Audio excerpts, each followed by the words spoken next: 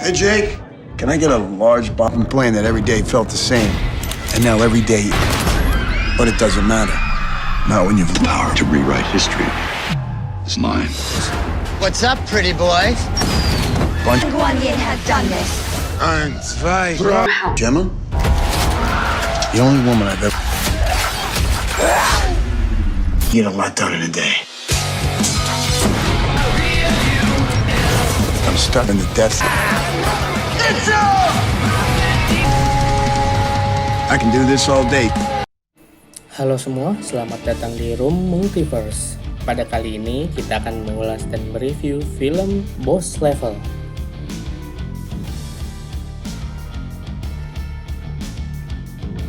Film ini menceritakan tentang seorang pensiunan perwira pasukan khusus yang terjebak dalam lingkaran waktu yang tidak pernah berakhir pada hari kematiannya.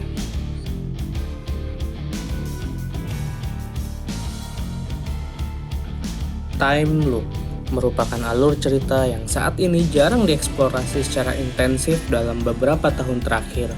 Walaupun Boss Level sendiri memiliki gaya yang unik, namun film ini merupakan satu dari sekian banyak film yang berkonsep putaran waktu yang terus berulang-ulang seperti film Source Code yang disutradarai oleh Duncan Jones, rilis pada tahun 2011, dan Edge of Tomorrow yang disutradarai oleh Doug Lickman 2014. Tahun lalu penonton mendapat suguhan Palm Springs yang disutradarai oleh Max Barbarkov pada tahun 2020.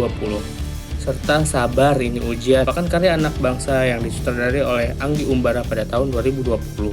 Boss Level merupakan film laga fiksi ilmiah yang disutradarai oleh John Carnahan, dibintangi oleh beberapa aktor ternama, antara lain adalah Frank Grillo, Mel Gibson, Naomi Watts, Annabelle Wallis, Michelle Yeoh, dan Ken Jeong. Film dengan budget 45 juta dolar ini telah diproduksi sejak 2018 dan baru dirilis awal tahun ini.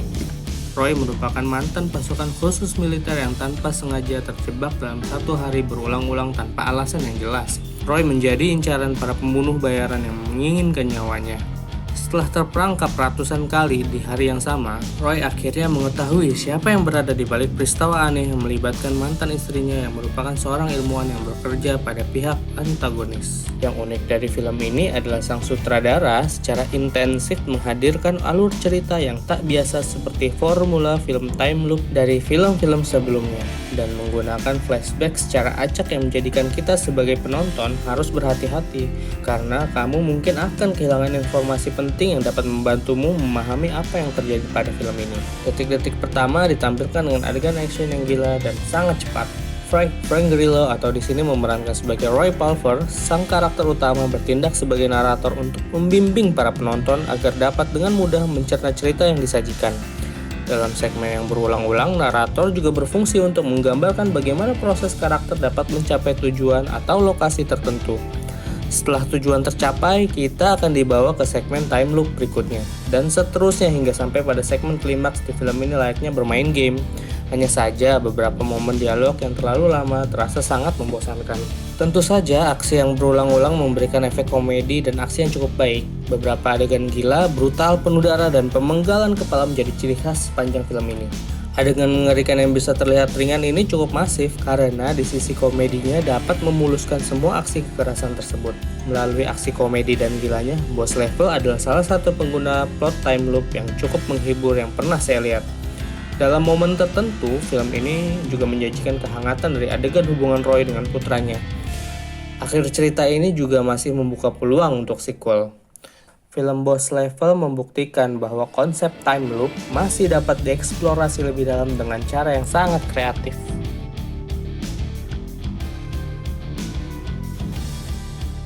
Ada lebih banyak makna dari film ini, dengan berbagai jumlah elemen cerita yang dipadatkan menjadi sekitar 100 menit seperti time loop, masa kode DNA yang hilang, mitologi Mesir, dan kiamat yang disebabkan oleh kecelakaan laboratorium sangat dengan mudah membanjiri dan membingungkan penonton dengan terlalu banyak gagasan yang dimasukkan. Tetapi Boss Level mampu merangkum semua ide tersebut agar memudahkan para penonton untuk lebih memahami filmnya. Film ini mampu menceritakan ceritanya dengan sangat baik dan tampaknya secara sengaja berevolusi dari kacau dan kompleks menjadi tenang dan jelas. Cliff Ventor, sang antagonis, diperankan oleh Mel Gibson, memiliki rencana yang mengerikan. namun terlihat sangat logis, yang juga berkontribusi dalam mengakhiri cerita menjadikan keberadaan Roy Pulver yang sebenarnya memiliki tujuan yang dari awal ia tidak sadari dan mampu menyelesaikan misinya.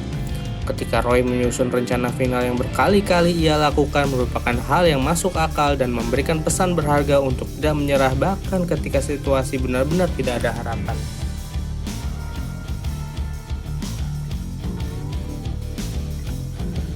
Sayangnya, dialog yang disampaikan oleh narator terkesan membosankan. Pesan yang diberikan bahwa sang karakter utama masih sangat mencintai mantan istrinya tidak cukup memberikan chemistry yang baik dikarenakan kurangnya pengembangan karakter pasangan suami istri tersebut. Film ini bisa dikatakan menyia-nyiakan aktor kawakan sekelas Mel Gibson di mana seharusnya film ini mampu memberikan ruang yang cukup untuk mengeksplorasi karakter antagonis yang diperankannya tersebut. Hal yang paling menjengkelkan adalah adegan terakhir tidak berakhir dengan klimaks dan menurut saya pribadi cukup mengecewakan.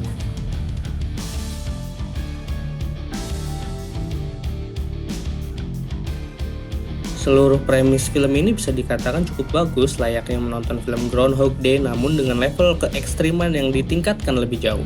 Frank Grillo terlihat cukup maksimal di film ini walaupun akhir cerita sebenarnya bisa dibuat lebih baik lagi. Film ini cukup worth it untuk ditonton, skor yang kami berikan adalah 7,5 dari 10. Sekian dari kami, sampai jumpa di video selanjutnya ya. Don't forget to like and subscribe.